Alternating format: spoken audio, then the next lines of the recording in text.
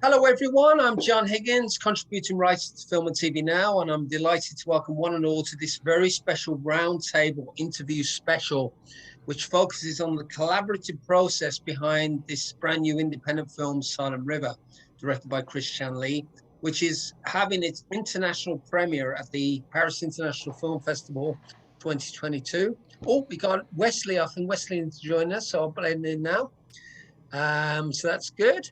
And basically, before I introduce the panel, we had an interview with Chris Chan-Lee earlier on, about 2 or 3 days later, where we discussed the actual film and making of it. And if you want to see more about that, you can actually check in with us on Film and TV Now and on the YouTube channel, John Higgins Film Review. But tonight, we're going to be talking about this roundtable interview of this exceptional independent film, which is influenced heavily by David Lynch and other things. But we're going to talk about the movie in a minute. I would like to, before further ado, I'd like to introduce our panel, which is as follows. We have Chris Chan-Lee, the writer, director, producer of Silent River. We have Amy Sang, who's the actor and costume designer. We have Dakota Leash, who's an actor. We have Max Wango, who's an actor. We got Dakota Leash. I think I've got that right. Sorry about that. I'm going. You got me. No worries. Yeah, Wes Liang, who's the actor producer. And I think that's about it. Let me just double check. I think that's about it.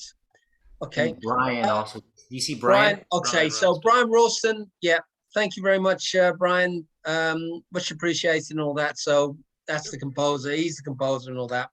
Anyway, thank you very much. So the difference between the previous interviews that we're going to look at the specifics of collaboration, and I've got specifics of keywords and stuff. So it's a general question I want to start off with, which is about when you're using the limitations of resources. I mean, when you're sort of developing a project and you're trying to put something together, what are the challenges that you have per se? Well, sure. Yeah, John, first of all, thank you very much for spotlighting our film, as well as to the Paris International Film Festival. We're doing an international premiere right now. We're very excited, and it's been a really wonderful experience so far. Yeah, I think for any project, right, big budget or small, you're working with finite resources. It's always an issue no matter what. We definitely are a true indie film, a true kind of do-it-yourself project. And I think the thing is, it's about being prudent with your choices and expending your resources on the right things and trying to save in other areas to try to maximize the results, your creative ability, without compromising the movie, right? So in our case, our resources were basically the people, and then the physical stuff, which was like our locations, like that was where we had some of our advantages. We have really talented, small core group of people, and we had a location, a hotel that we could shoot any which way we desired, more or less. So it was about just trying to be smart about it, and be like, well, there's a lot that we wish we had that we can't have, that we don't have, but this is what we do have, so let's make the most of it. Mm-hmm. So Amy, welcome to the chat. I mean, I want to talk to you because you're also an actor, but you're also a costume designer as well. I mean, in terms of the resource, as we focus on, I mean, were there specific briefs that you had about the costume design? Or did you have ready-made costumes, or was it people bringing their own clothing into the mix? That's a great question. Actually, that's the first time someone asked me that. I had several conversations with Chris before we started shooting, and I started gathering the costumes. So Chris knew that I sell vintage clothing, so he knew that I have like access to a lot of different types of clothes, and I never did costume design before this movie. So we talked about the characters, which each one is about, and their backstory and all that. And I really had a very limited budget, but I was able to pull from all the places that I sourced my vintage clothing. And so it was just a matter of a lot of searching and kind of tailoring, and also talking to the actors, asking all of them what they had already. But I went to like stores with like each actor, and we just kind of we were able to collaborate on that. So yeah, I think it was mainly a lot of pulling from what we already had too, Okay. as well as creating stuff from it. Okay, so so Brian, let's talk a little bit about the music's design of the film. I mean, obviously you're with something like an independent movie, because obviously people, when they come to you, I mean, what's your background? I mean, do you, if somebody has limited resources, I mean, how do you tap into what their vision is if you've got limited resources? It's probably one of the first things we talk about is what do we have to work with. So, and that's one of the unique things about this industry from my perspective is every film is different. So some films have budgets for a large orchestra and some don't. This kind of gets into your budget question a little bit and the resources we had, in that we knew from the outset we didn't have the budget for a symphony orchestra, and yet we knew that the sound we wanted was a much more textural, atmospheric one. And so what we decided was to base our score around a few soloists, a few live soloists that would come in. Everything about the score was done in this room that you see behind me. And I have an isolation booth over here to the side, and all of our soloists were recorded live in that booth, and everything was kind of layered. And the pandemic style production that we had also lent to the fact that, we had to do this kind of one piece at a time. So we had individual musicians come in and record their part, and then I would layer it and mix it all in together to make it sound bigger than it really was. But that all led to the philosophy behind the instrument choices and everything as well. So there were a lot of instruments we picked that were samples of other things, a lot of weird to try. I always bring my prop because I think this is interesting, but this is one of the instruments that we had in the score. I mean, it's something that you bow and pluck and vibrate, and there's microphones inside, and it makes it sound kind of horror film like when it needs to. There's another pianotron, which is basically the interior guts of a piano taken out of its body, and you play it like a percussion instrument. We went to Chris West and I actually went to a warehouse up in northern Los Angeles County area and recorded a bunch of sounds playing that pianotron.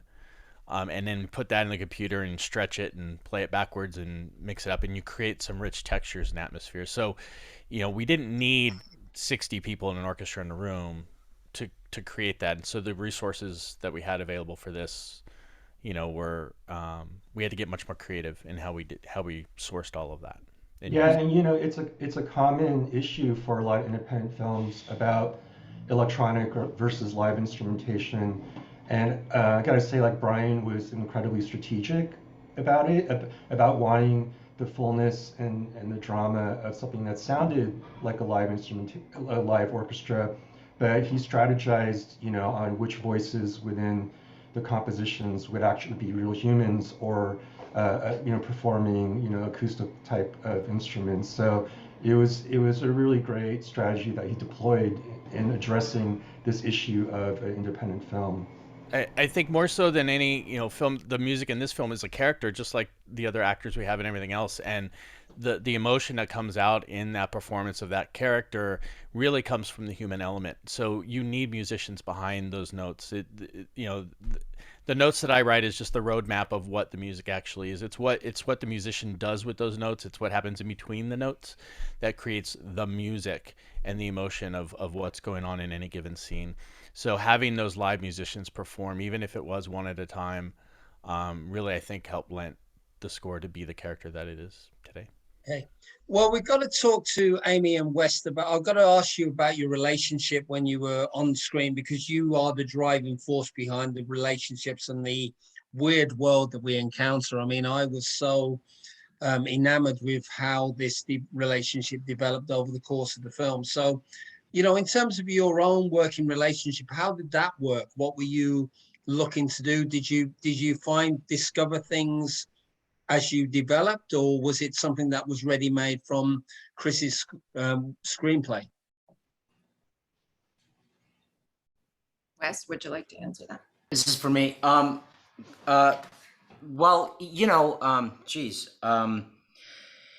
Chris and I talked about the film for many months prior, and the script had gone through its many iterations.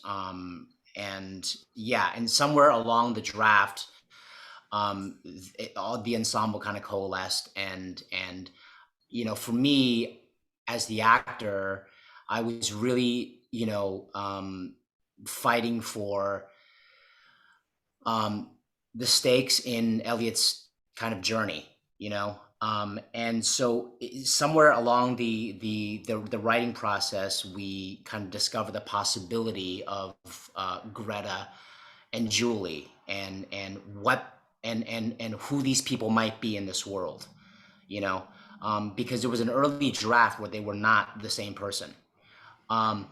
And so we kind of went through a lot of, the drafting process of really discovering what this world is, what Elliot is going through, what Greta is going through, and how do we walk that line of creating something unique, but at the same time having enough of a emotional journey, emotional kind of a roadmap for the audience to follow. So that they're not just kind of following random people. There's an emotional stake. And that was something that we kind of, went back and forth on. The first half of the film, you're spending a lot of time with Elliot, and there's not a lot of dialogue. And there was, conversations during post-production about, is that too much for the audience to kind of like withstand? And we went back and forth, but my kind of like feeling about it, and I'm really so excited to see where Chris arrived at the film, which is that I think everything pays off because you invest, and the potential risk is that if you don't invest enough, then you have both worlds kind of flimsy. But when we got into the world of Julie and what she means for Elliot in his past,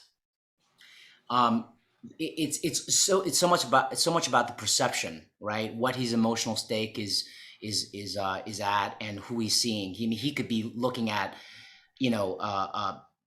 anyone across the restaurant, and because of what he's going through, that person could be that person.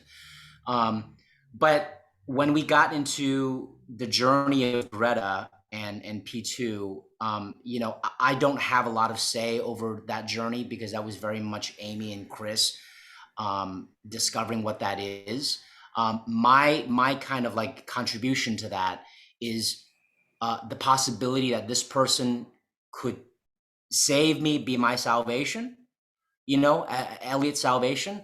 And that's kind of what his kind of entry into that experience. But once he gets to know Greta and who she is and where she's come from, that's a question that hopefully Amy can answer. Amy? So I guess I'll talk about sort of how we got into the relationship. I think it was you know, there was like a video that we had to shoot of Julie and Elliot together, and that sort of was like, it was sort of like a life that we made into like a home video. And that experience really got me understanding, you know, where Julie was coming from and how they were together, and, you know, how much, you know, Julie meant to Elliot. So I thought that doing that video with West and shooting, like, you know, all the life before he lost her, and you know, he goes on a journey to find her. I just kind of really was able to hold on to that. And as for Greta, I did have a lot of conversations with Chris about you know, how where she was coming from, like what was her journey, and how did P2 come about? You know, what was their relationship like? And we, you know, even though it's not shown in the film, we did create like a whole sort of backstory for her. And that was just, for me, it was so wonderful to get to do that with Chris. And yeah, I mean, that's why when we were shooting, everything, you know, was so rich, I thought. And yeah, you know, we didn't really have time on set to talk about it. So doing all this beforehand with Chris and, you know, with Wes, and me being a costume designer, getting to know every person's backstory and kind of getting into that aspect, knowing these characters really well. You know, on set, it was all there, you know, Okay. Yeah. And just to quickly add, you know, I think Julie, speaking of a costume design, Amy found Julie's dress, that blue dress, and we were able to, you know, through color, through the editing, through composition, we're able to imbue so much into Julie's dress and what that meant, and really across the board, what she's done with the costume design in terms, because you're spending time with these characters, and they're not really changing, so you really get to see who they are. And I think in that instance, Julie's costume, even though she's never really physically there, spoke so much on her behalf as well.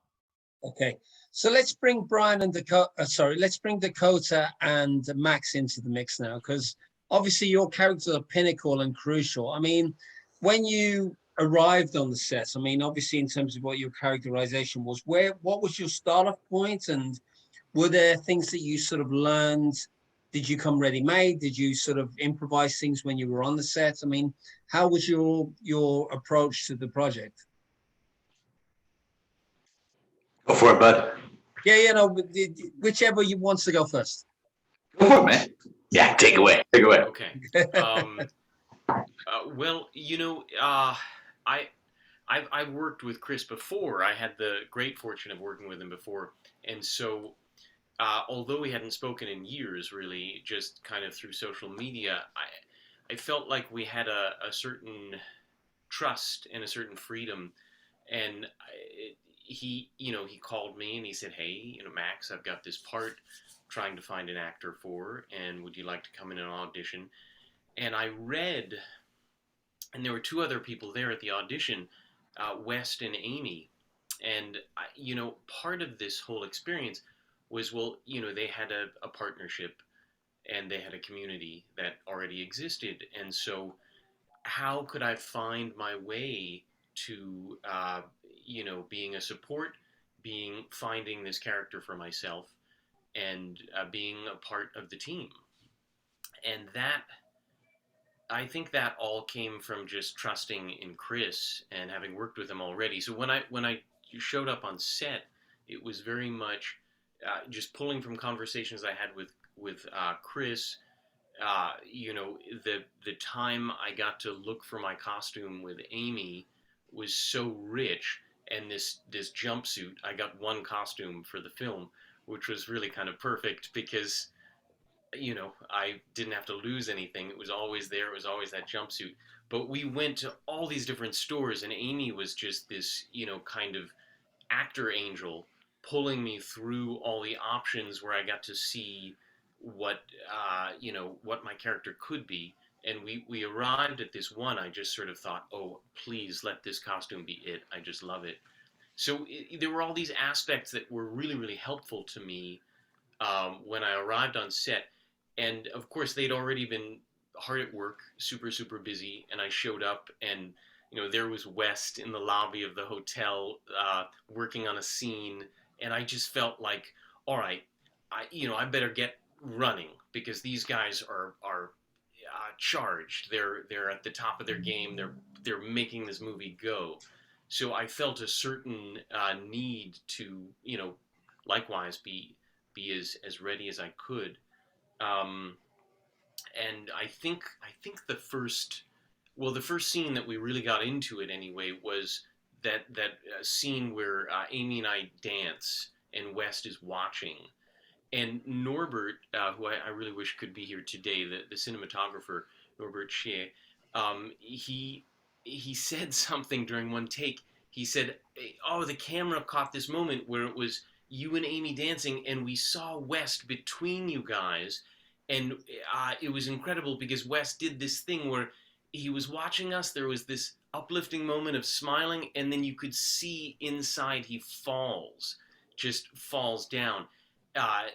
Just not literally, but everything inside of Elliot's character just fell. And I thought, oh, I'm in good hands because everybody was noticing the most vital aspect of the story. The characters were coming alive. I just, and from that point on, it was just like, what else could I glean? What else could I pull from this movie? Who else could I watch and learn something from? And Dakota, I was lucky enough to drive to set, and I think we were late. I'm very sorry. That's a little bit. I think it was my fault. Don't worry about it, bud. Well, I picked him up a little I needed bit. smokes, you know what I mean? Vocal warm-ups, la, la, la, la, la, la, la, But we got this little moment on our own driving up. Anyway, take it away, Dakota. No, that's a great point. And like, I was just thinking how funny it was that John brought us up together in the same breath there. Cause it's like, yeah, we rode up together. And I'm also remembering I had a similar thing with an audition where Amy and West were there as well. I don't know if you have the same Brady block as I do. I'm like seeing, it's like the Brady bunch. But I had a similar thing at the audition where Amy and West were there, and Chris, I believe, was there as well too. And I did a little Sam Shepard poem. But yeah, no, for me, what hit me, like even just seeing the sides for that audition, I'm a screenwriter as well, and reading it, and I was like, this is like John said, this is like a Lynchian. There's a Lynchian vibe to it. It was like a Lynchian jigsaw puzzle. And then I was reading more and reading my role. I'm like, did I just get the Frank Booth role? Did I get Dennis Hopper? Oh my God, this is going to be great. PBR, mother. You know what I mean? Like this could be really fun, and then to come on set and just see how open and collaborative it was. And going back to something Brian said about the score, where it's like how those players, it's like, what's between the notes. Like the script had some poetry between the lines, and even the performances, there was something unsaid between the performer. There was just like this unspoken magic kind of floating around in the air. And I think it just really added to the overall ambiance of it. And it started with Chris and started with the script. Absolutely. And John, can I ask, where are you calling in from, buddy? Because it looks beautiful. London. It's actually it's a virtual backdrop. Okay, because you almost said, I was going to say power of Zoom. Okay, so yeah, I mean, I was going to say the accent denotes the Isle of Wight, but this is looking like Holy Mount Zion. Trust me, mate. Trust me, Dakota. The Isle of Wight is nothing like this. The American perception of the Isle of Wight is Patriot games, but we don't go there. Okay. Yeah, no.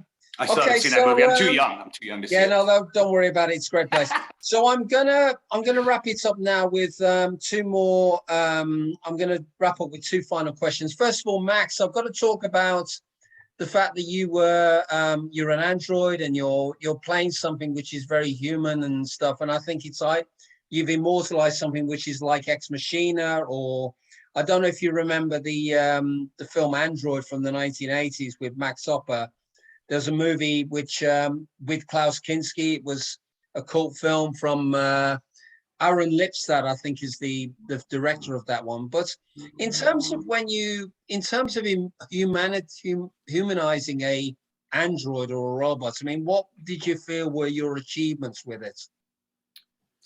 Well, first off, Klaus Kinski plays a robot in a movie. I have to No, see he doesn't that. play a robot, but he's actually in this movie called Android. It's a cult film from 1983. Aaron Lipstadt. Right. It's quite an interesting, bit like Saddam Free and stuff. But the truth is, Don Hopper played this character, and in a way, it's not dissimilar to what you do. So I just wanted to know, when we trying to invest in a character that is kind of a cyborg, come android, come robot. I mean, what were the key things you learned from this? How have you evolved as an actor from playing that? Yeah, a great question, John. I mean, the short answer is I don't know if I have evolved but I come from a physical theater background, so there's something about the way Chris and I clicked when we first met, where we just sort of had a short form. He'd need something done, and I'd look at it and I'd think to myself, I know how to do that, and then we'd talk about it and we'd get what he needed, very clear, but there wouldn't be a whole lot of rehearsal. We'd discover things as we go. So I looked at the script and I thought, I think I know how to do this.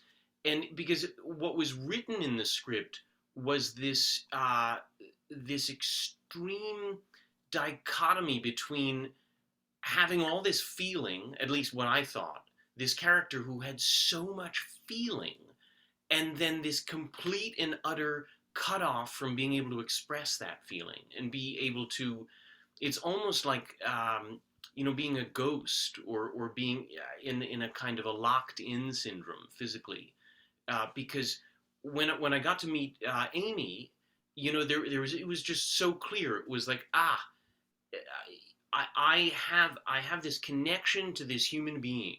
I have this past, and there's this just simple inability to connect physically and emotionally.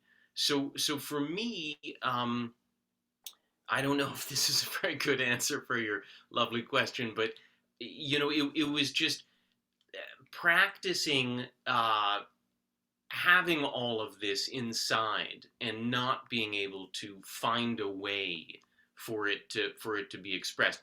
And what I gotta say, the more I read the script, the more I was amazed, because I kind of felt like, holy cow, P2 is a manifestation of Elliot's character. Elliot goes through this huge journey where he's having this existential crisis. He doesn't really know if what's going on is real. I mean, my interpretation, everybody can pull what they want from the film, but Elliot is struggling to find out what's real. Is what's going on in his mind real? Is what he's confronted with moment to moment with these other external forces real? And I thought, oh my God, P2 has that struggle, but in more of almost a literal sense, because I'm a robot. So I was just really, I mean, honestly, you get a great script and you connect to the character, and 3/4 of the battle is done. So I mean, I don't know. Thanks to Chris for writing and pulling us along, and thanks to West and Amy and Dakota for being so present and alive. Okay. It's funny. Sorry to interrupt, but it's funny that you said that, Max, because I was just thinking in my head, a big part of the director's job is really just gathering the right people, which is like 75%, So you said 75% on the other end, so I'm trying to figure out where the other 25% is coming from. Okay. Well, listen, we could talk about this all night. I'll be happy to talk about this for 24 hours if I needed to. But I just want to say thank you so much to everybody for checking in. Thank you so much. It's a pleasure to meet you all. A bit of extra info. I was told, I understand that Amy and Dakota were love interest in Love Shot, which That is is a true. feature film on Amazon. That's what I've just been told. So anyway, just to wrap up, I mean, as you can see, Silent River is an incredible experience. I mean, these guys have been, I mean, they've really gone above and beyond what they're doing. I mean, it's an incredible movie, incredible achievements. It is having its international premiere at the Paris International Film Festival, which is running till the 20th of February. And tickets and info, if you still want to go, are at www.parisintlfest.com. Support independent films and filmmakers and diverse talent like those in this movie. Support the festivals and cinemas as they continue to return, because the communal experience is great. If you want to read more about the articles and reviews, you can actually watch this interview again as a replay on my official YouTube channel, John Higgins Film Review. And you can read the review of Silent River on www.filmandtvnow.com. So thank you very much indeed.